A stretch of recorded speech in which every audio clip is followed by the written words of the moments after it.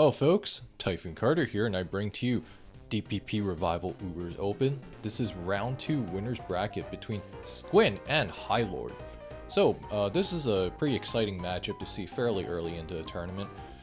Squinn and Highlord both played in BKC's DPP Invitational tournament several years ago, with Highlord actually being the winner of that tournament.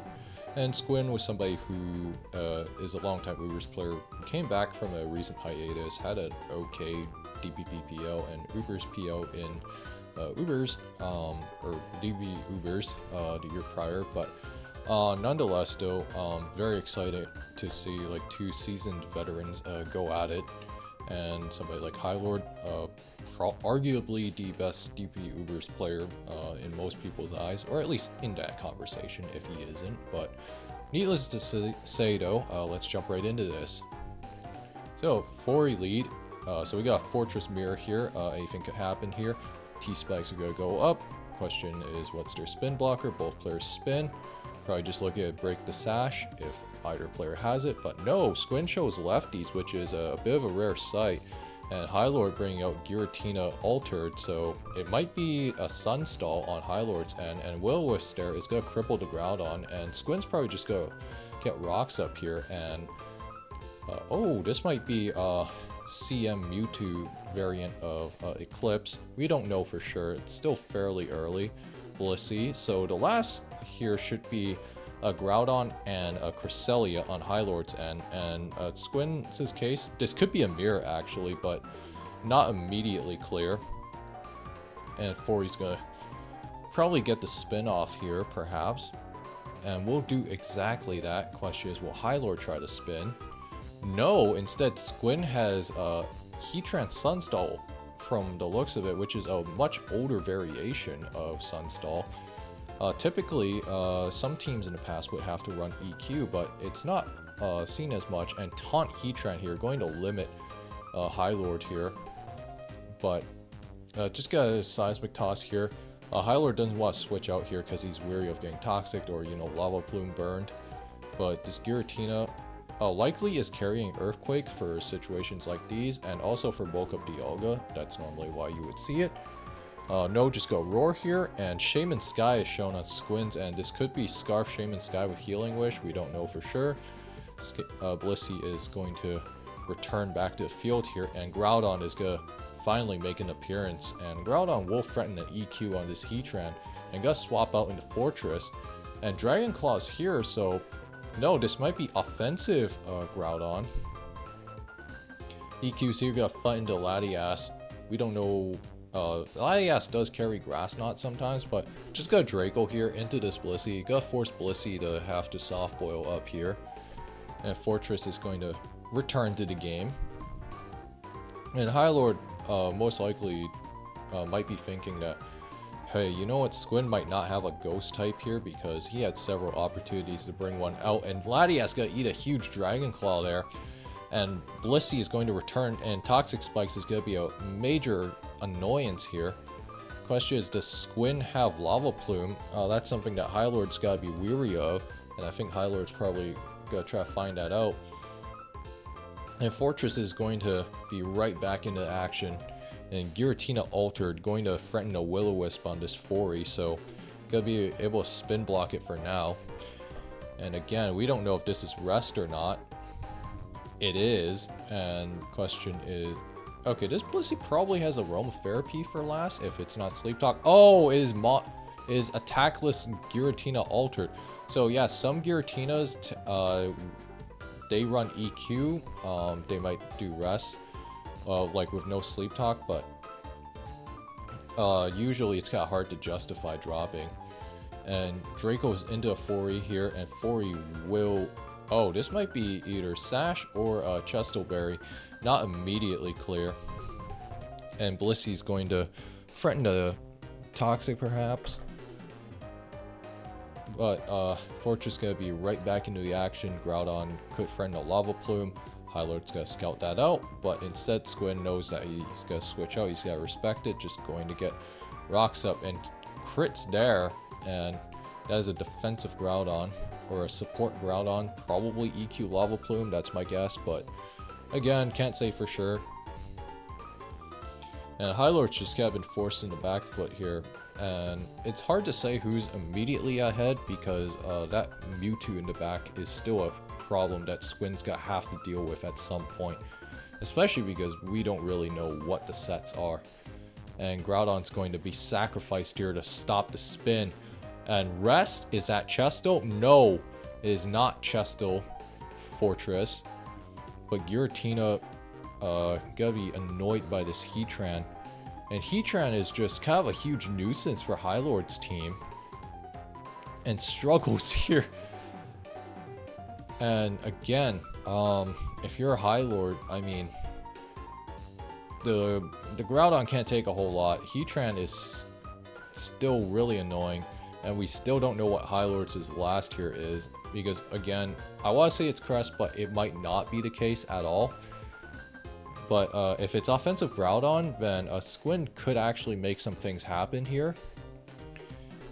Get Dragon Claw read right, for example, then, you know, something might happen. Oh, protects here, so just completely walled here, and this Crest can't threaten a T-Wave. But just gotta double back into Groudon. And into a Fortress. Gotta have to scout for Fire Punch here. So if you're Squinn, this is a really tough position to be in. And just gotta get the spin off. Zero fear whatsoever. And Fortress still asleep. And Giratina is going to return right into the game. But it's gotta get taunted though. So, you know, you gotta be wary of that. And yeah, again, Eclipse probably the most infamous RMT, or like at least like, you know, the most known modern day DPP Ubers team, I'd say. A couple of variations of this team is like, instead of Mewtwo, you could also see Latias, could see Scarf Dialga. There's like quite a few variations. And both players just gonna go into a Calm Mind War, and Mewtwo's just gonna get taken out by a critical hit there. But this Crest is now going to be able to threaten a Thunder Wave, and it usually carries HP Fire, so Squinn's got to be weary of that. And Squinn's got to swap the Dialga in, trying to scout that out, but instead, Highlord's going to take this chance to Moonlight here, and it is a sub-Dialga, and Squinn might actually potentially snatch this game if Highlord doesn't have a way to deal with this. Got a Lunar Dance here to heal Groudon back up to full. And go Rock Polish here. And Magnet rises. Again, if the last move is Fire... Oh no, it's Double Dance. And no, I think that Magnet Rise might not help Squinn in the long run here. Dragon Claw's here, and man, that damage is pitiful. Highlord just... Oh, he's at +3. He might live one more. He should live one more. This might, if this doesn't kill, no crit. And Magnet Rise expires. No, he ran out of turns. No, I think Highlord might have just brought this back from the brink. Yeah, like, Shaman Sky can't outspeed this. Yeah, wrap it up. Highlord's gonna take this game 1. And Heatran can't survive this at all. What a way for Highlord to climb his way back into the game here.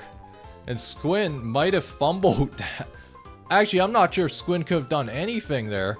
Maybe he could have preemptively positioned the Shaman Sky into like the anticipated Healing Wish. But that would have been a very risky maneuver in and of itself. I don't know. I mean, good on Highlord for seeing a win path there, and I think Squinn might have underestimated how, just, you know, how much he was gonna do. Again, like, I don't know the exact roll on that, because, like, he had 3 chances to, you know, get a possible crit, rolled 37 every time. So, man, what a game 1. What a way to start the series. Yeah, I don't see any other way. I mean, yeah, I think, like, you know, preemptively going Shaman Sky on the anticipated Healing Wish was probably Squinn's best shot at winning this game, because, like, you can at least try to, you know, have Shaman Sky, you know, air slash, do some flinch hacks, shenanigans, and then, you know, try to go from there. because I think if it was Scarf, then again, because like free AA, that is extremely fast. We're talking like, 582, which most Groudons at, ×2, I don't think necessarily outspeeds that, because Shaman Sky is not the most popular Ubers pick because of stuff like Dialga. But yeah, I mean, again, like hindsight's 50/50, 2020. So, what a way to start the series. But we got game 2 to cover. I've talked long enough. Let's go. We see a Kyogre and a Tentacruel lead. Tentacruel's got to get T-Spikes up and just gotta get dropped there. So again, not the mode. This is like a pretty normal interaction. If you're Highlord, you want the T-Spikes up on the field ASAP, and then if you're Squinn, you want to keep Tentacruel from doing anything too crazy. But that T-Spikes could, if Squinn has a Quillfish in the back, then that T-Spike might not matter at all. It's too early to tell. And Groudon's gonna come in as a follow-up, go reset the weather. Latios gonna come in and straight into a Bronzong. Bronzong will likely get Rocks up, and that T-Tar might be CB. Oh no, instead it's utility T-Tar, and this could be a Choppletar. No, it's Citrus Berry, which is actually interesting. So yeah, Citrus, that's actually not something you see a whole lot, and nice mid-ground there by Squinn, predicting the Groudon entry, trying to get as much damage as possible with the Fire Blast. EQ's here, going to FUD into a Bronzong. We don't know if this has Fire Punch or not. Squinn will probably scout that out. No, instead scouts out Lava Plume, and that's gonna do nothing to so do Latios. And Groudon, or Kyogre, is going to enter into the game here. And looks like it is not Lumberry. So that Kyogre is permanently on a timer. So Squinn with a dual weather team, I think something like Giratina could be plausible. And no, we see Deoxys attack instead. Deoxys attack gonna hit like a truck though. But again, Deoxys attack, famously a glass cannon that will just fold to literally anything. Back Deoxys is, or back DOA is not something you see a whole lot nowadays. And Squinn, they're clearly trying to predict a Bronzong coming in, but instead gonna be met with a Roar into the Tyranitar, and Tyranitar is gonna keep losing health here. Gonna try a Pursuit here, and I think this Giratina altered, it's like just so fat that it will just comfortably eat this up. And subs there, that is probably the last thing Squinn wanted to see. And that Tyranitar is as good as dead. And Bronzong will go straight in, probably got payback here. Question is, does this Giratina, oh man, it is attackless Giratina altered, so that is twice we've seen this show up on Highlord's end. And Wisp is gonna put that Bronzong on a permanent timer. Again, don't forget, Highlord can always bring Groudon back into the game at any point, because I think that T-Tar does not have long to live. Actually, no, that T-Tar is as good as dead, so he could actually just come back in at some point to just reset the weather for good. Doesn't want to eat a Highlord went into Bronzong there, doesn't want to eat a Toxic. And Latios is going to try and make something happen, instead going to meet a Dialga, and that is not something Squinn wants to see. And Squinn kind of weary of it being Scarf Dialga, which might be the case here, might not be.